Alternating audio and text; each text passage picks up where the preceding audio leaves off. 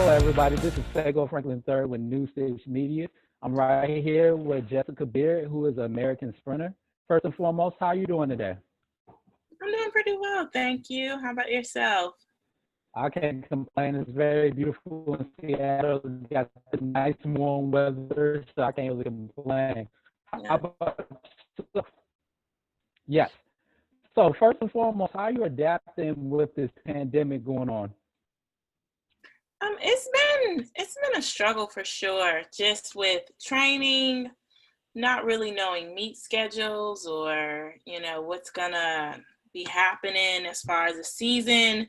I think just yesterday or sometime early today, it was announced that Americans aren't going to be allowed to travel to Europe. And so I know there's several meets that have been um, that they plan in Mhm. September and August. And I'm not really sure what's going to go on.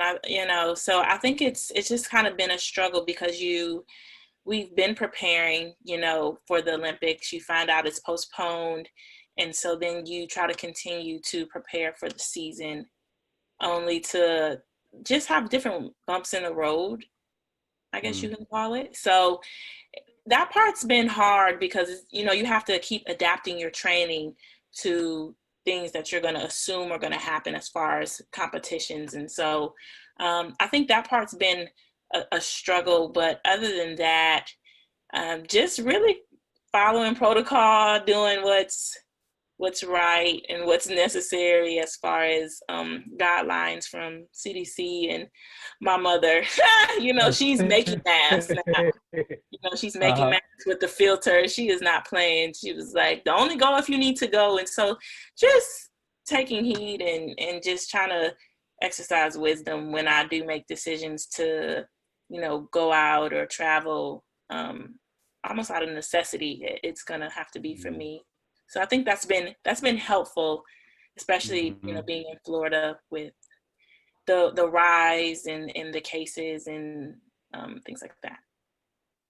So when started your sports journey? What made you decide, hey, this is the career I want to go into? Mm, well, I thought I was going to be in the WNBA. Mhm. I always tell people that I wanted to go to UConn, like Diana Mhm. Taurasi. Like I track was just something I did because I was told this is gonna help me with basketball, and so it took some time for me to really kind of just learn different learn kind of my sport. And I didn't Mhm. start till the ninth grade, so I'm kind of a late bloomer.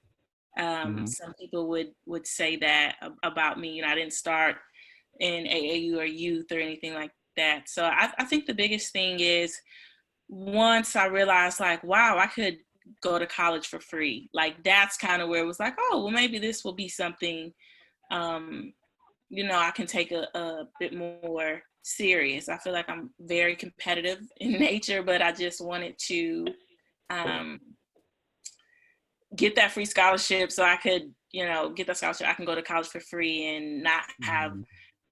student loans or debt or anything like that. So I think that's what really um, kind of propelled me to continue. And that wasn't until really about the 11th grade. So I don't feel like I knew. It's not something that I would say I dreamt of. Like I said, I Mhm. loved basketball. And so they have that at the Olympics. So, my Mhm. whole trajectory was just about basketball, about the Olympics in that sense. And so, yeah, even with college, like it wasn't until close to like my senior year where I really accomplished things that I wanted to do. I wanted to be an individual NCAA champion and have that title. I wanted to win the outdoor championship in the 4x4. So it wasn't even until like my junior or senior year of college where I was like, wow, this could actually become my profession. And what I do, until I just do other things that I'm purposed to do. So Mhm. it took me some time for sure. Mhm.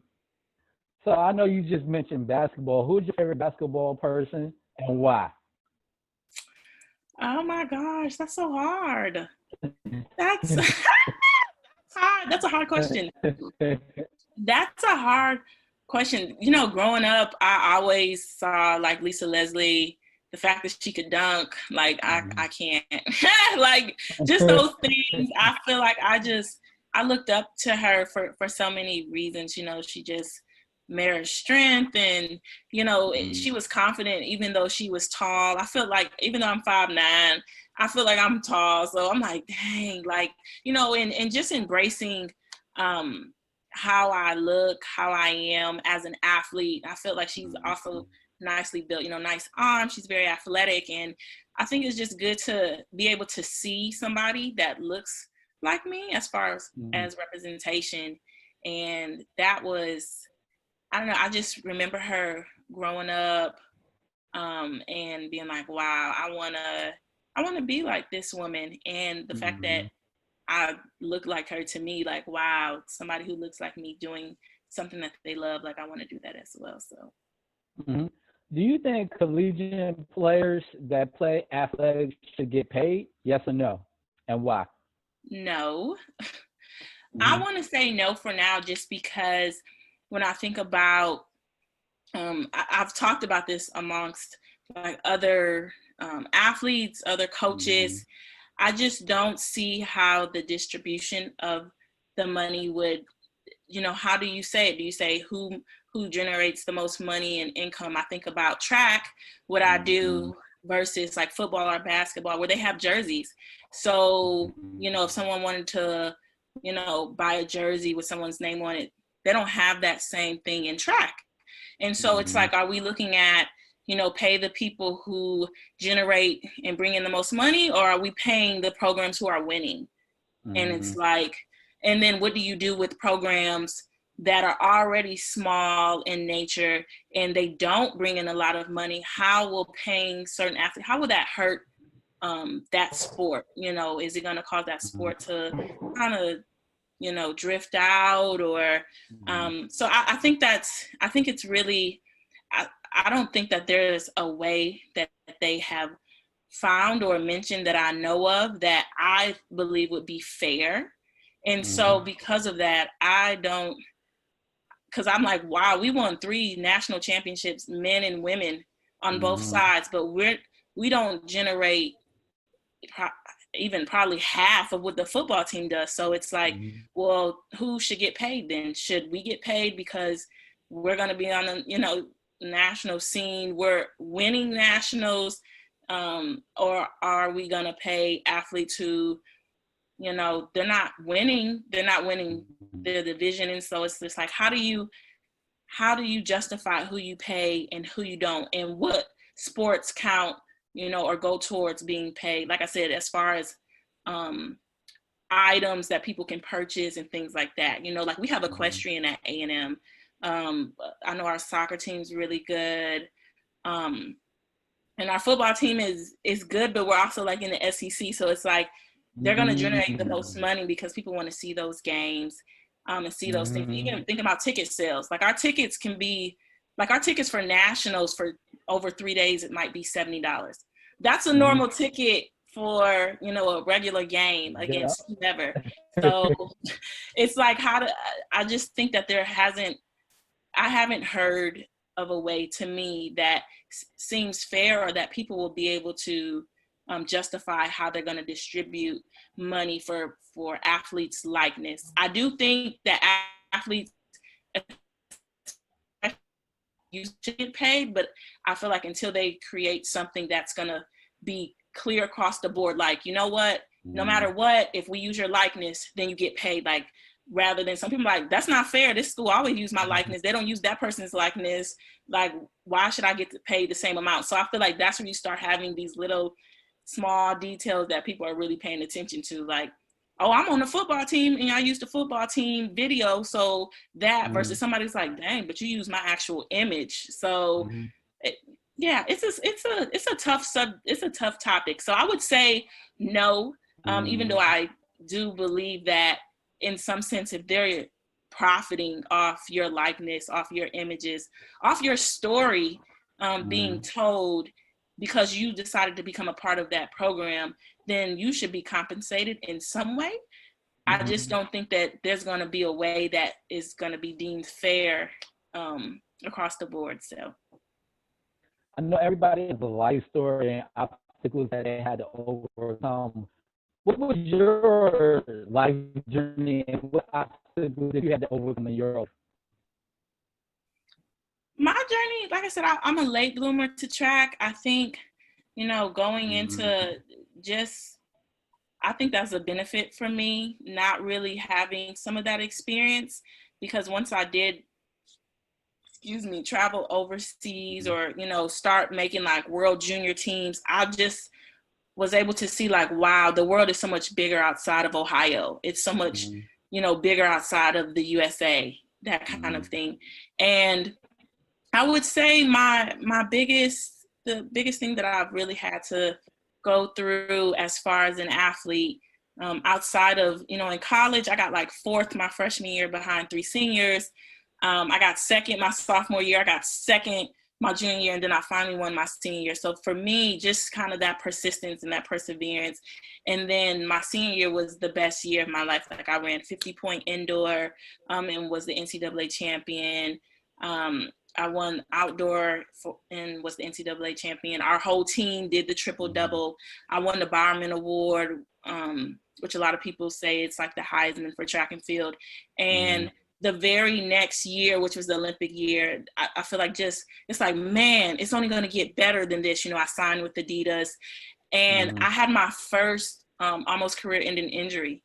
And I really, not really knowing how to deal with that, because as I said, in college, even though it took me some time to win, I still was, within the top 3 or 4 people. And so to be my first year out, to be the Olympic year, not really know, like, why do I have this injury? Where did this injury come from?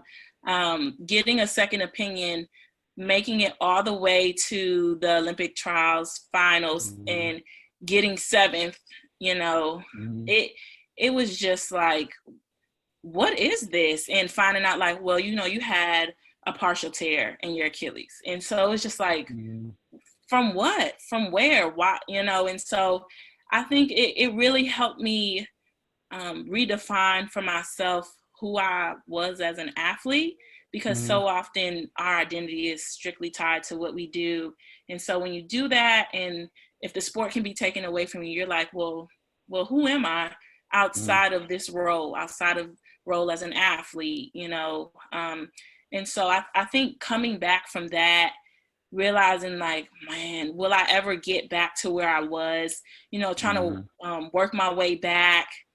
Sometimes you feel something and you're like, is it that you're hurt, or is it, that it's just a growing pain that you're going to have to work through? Just trying to find that balance, and just really asking myself, like, what do I want? Because I think when you're injured, you just can become so frustrated. So I think that was the biggest thing that I had to deal with. And it took me, from that injury, it took me 2 years until I finally got back to 50-point, which I really wanted to run.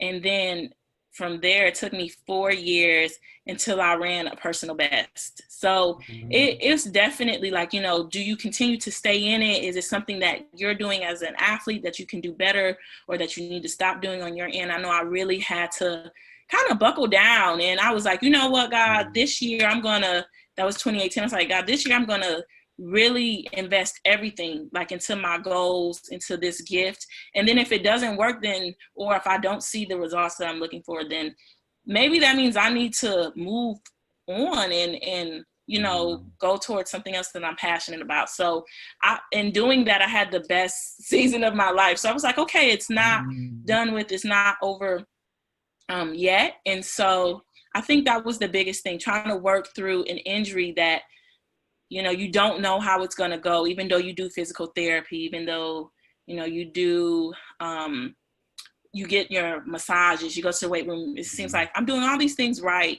and I'm still not seeing the results that I think I should see.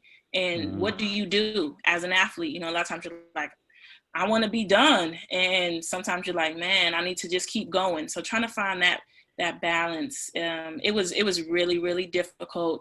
And I even, changed my environment and changed coaches. Cause I was like, maybe I've grown complacent, that I've grown past this injury. So I'm not there, but I'm still not where I want to be, which is considered my best self. So that was really difficult. Like I said, not really having any major injuries, not, being on really the mountaintop as far as my, career in college. And then my very first year pro, it's like I'm in the valley and it's deep. So what if you could have it right now, who would you love to race and go against, as well as in what event? does it have to be an event that Ooh. I'm good at? It, it's up to you. It's up to you. Okay. um, if I could do any event, I really wish I was, I had more foot speed, Hmm. and I love the 200. Hmm. So I'm pretty sure training for anything is difficult, but I Yes. trained for the 400, and I'm just like, man, the lactic. Like some days I wish I could not have to experience that feeling of lactic. So I would say, um, if I could only choose one person, if I was fast at the 200, um, that's so hard because I just thought of 5 people. Okay, let me try to condense that to one. I think out of respect for the sport, like I would have, if I'm running the 200, I should want to race the world champion or the defending Olympic champion. So that would either be Elaine Thompson or Dina Asher Smith. So either of those ladies, because they're so phenomenal and they run so fast, and like, man, and what they've achieved, like I said, Olympic champ, world champ most recently. So if I was fast in the 200, I would just love to race them. Like if you look at what they do, it's like poetry in motion. Like Dina's start, Elaine has a good start too, and she's also very strong at the end. And so like if I could just put them two together and race them, and they could just pull me along so I can run a PB, I would love that. So I know we have the Black Lives Matter movement. What Yeah. does that mean to you as a person of color? That you see some of these changes are happening right now as we speak. The movement's really, it's really touched me. I think in a new way. Um, I know beforehand when it began with Trayvon Martin and his senseless murder. I know like afterwards, I feel like there was this train of unjustified murder of to me Black kids. Because I'm like, man, Trayvon was so young. Jordan Edwards was so, high school. Tamir Rice was 12, and that happened in Cleveland. So for me, I know I was really, I feel like I didn't really know how to use my voice, and I didn't really understand the depth of um, why that was created and who that was created for. And so this time around, as start hearing more and more about Black men and women whose lives are just being taken from them, from carelessness, from hatred, from police brutality. I'm just like, wow, now I'm at a point where I understand it better, and I'm better able to speak about something that I've educated myself a little bit more about. And so to me, it's something really necessary, something that needs to be said, conversations to be had, because I find it interesting, that some people are so offended by, saying Black Lives Matter. And I don't know, it's been so important to me, and just in who I am as far as being a Black woman. Hopefully something that I'm doing is gonna come out soon. And when I was asked about this, I was just like, I don't even know where to start Do I talk about my Black life as, a professional athlete? Do I talk about my Black life as a woman, as, wanting to be a mother? Do I talk about my Black life as a Christian, and how, or just a Black life in America? Like, what do these things, there's so many angles that I can go from, and realizing like, wow, outside of these roles, does my Black life matter to other people? Or, am I one of them? You kind of hear that like, oh, I thought you were one of them, or you're not like them. And I'm like, well, what are they like? Who are those people that we've categorized? And so to me, it's this movement that I'm hoping, and for me personally, I believe it's going to go beyond this moment, because for so long, being pro-Black for some reason is just this idea that it's anti-white. And it's just like, no, I'm just proud of me and my people and, what I do know. And I feel like that's what Black Lives Matter is in part about. It's about uplifting and really just encouraging, a people that have been for so long just oppressed and, told to suppress those things that we're feeling. As a Black woman, don't be the mad Black woman. Don't be, the Jezebel Black woman. Don't be just so many, just these I don't know, titles that, or roles that people have tried to define, and boxes they tried to put us in. And so to me, it's about coming out of those boxes, but also being like, even if I am a part of those communities, that doesn't make my life any less valuable. Like, Black Lives Matter is about all Black lives. If I have 6 kids, if, I lived in the projects, if I went to college, if I only, got a 3rd grade education, like, all those people, their lives matter. Those things, shouldn't define their worth, our worth as people. And I think that's really just the message that, Black Lives Matter. It doesn't matter how you see yourself, how you identify. This person's life should matter. And if you're going to judge them, then, you need to do it in a justifiable way. That's why we have law. I thought, this is why we have legislation. Like, why are we not going through these processes with Black people? Why, are we being the judge and jury in a whole different way, and they never get to even make it to trial, or never even get to make it to a courtroom, because their lives are being taken from them? And I don't think that that's fair or right. So for me, that's what that's about. Black Lives Matter, just really being vocal in defending and, speaking up for all Black lives, from all different communities, rich, poor, trans, whatever it may be, whoever's life is in danger because of prejudice and because of hatred, we need to defend them at all costs. And I think that's been really important to me, to really speak out about injustices and just things that we go through because of the color of our skin, something that, I don't know, that shouldn't matter. I don't understand that. So me and you both. And my last question is, what words of advice can you give young people about going towards their dreams, making it happen, and having patience? My biggest thing would just, I always try to tell younger athletes, instead of, striving for perfection, just strive for excellence. I feel like that's something that we're all able to attain. And to me, that's giving our best selves in what's asked of us, as far as effort, as far as investment.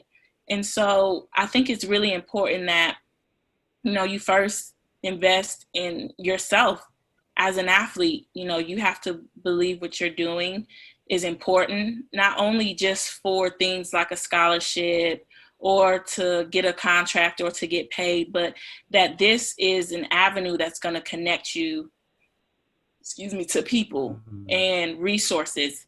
And so my advice would just be to really be conscious and aware of your own actions, what you're doing, either to help or hinder yourself. I know that's something I really had to look at, because I'm like, I'm doing everything right. There's nothing better I could be doing. That was my thought process. And then as I wrote things out, I'm like, wow, I say yes to a lot of people when I should say no. Mm-hmm. And that takes away from things that I need to be doing because I've committed to something that's not helping me reach my goal. It's not helping me get to my goal. And realizing that people who support you and can see your vision along with you, that they'll understand. I think that's a big thing. A lot of times we don't want to offend people. We don't know if people are going to go with us, but it's like, if you have that vision, you have to protect it at all costs, because the last thing that you want to do is feel regret. Like, man, I should have did this. I could have did this. I would have did this, but only if it wasn't for X, Y, and Z. And so definitely whatever your goals are, I always tell the young athletes, like, put it on a wall somewhere. I don't care if your goal is you want to, run. Well, it should be a SMART goal, specific, measurable, attainable, realistic, and then time. So just putting a frame on there. Like, so for me, my goal that year that I really wanted to, run fast.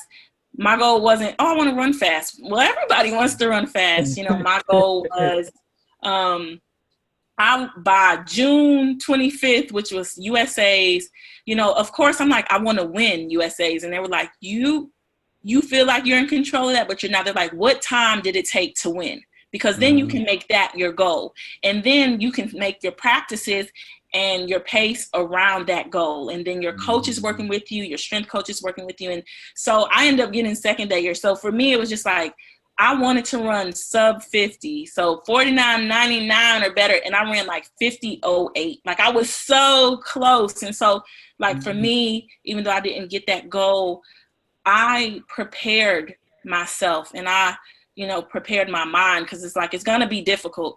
I always tell kids that, know that it's not always going to be easy. Maybe it's easier for some people, but it's going to be difficult to get to where you want to go, especially if it's to the top, because that's where everybody's trying to go.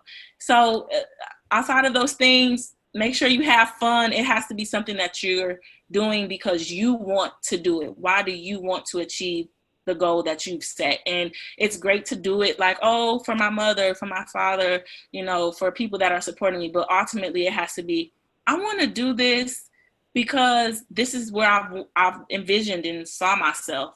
This is what I desire. I want to be an Olympian. I need to see myself on top of a podium. Like,